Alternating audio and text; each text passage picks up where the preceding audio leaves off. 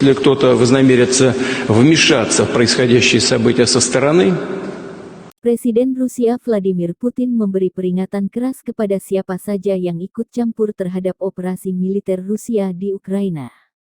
Putin menyebut akan merespon secepat kilat dengan menggunakan senjata jika Rusia terancam dengan intervensi pihak luar.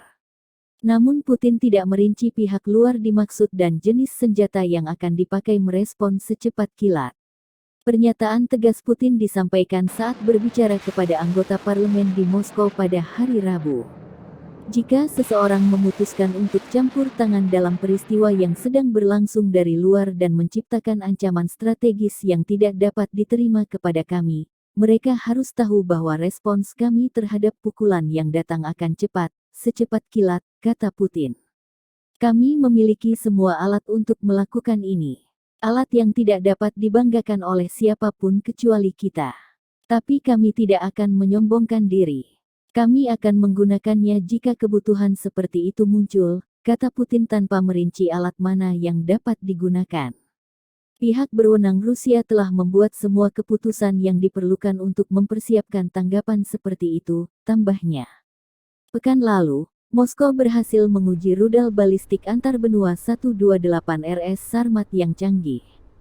Senjata berkemampuan nuklir baru dapat membawa beberapa peluncur hipersonik Avangard, yang dikatakan mampu melewati pertahanan udara yang ada karena kecepatan ekstrim dan kemampuan untuk membuat manuver konstan selama penerbangan mereka. Amerika Serikat, Aliansi NATO dan Uni Eropa termasuk pihak yang aktif mengirim bantuan senjata kepada Ukraina. то они должны знать, да, и будут создавать для России неприемлемые для нас угрозы стратегического характера, они должны знать, что наш ответно-встречные удары будут молниеносными, быстрыми. У нас есть для этого все инструменты, такие, которыми не может сейчас похвастаться никто, а мы хвастаться не будем. Мы будем их использовать.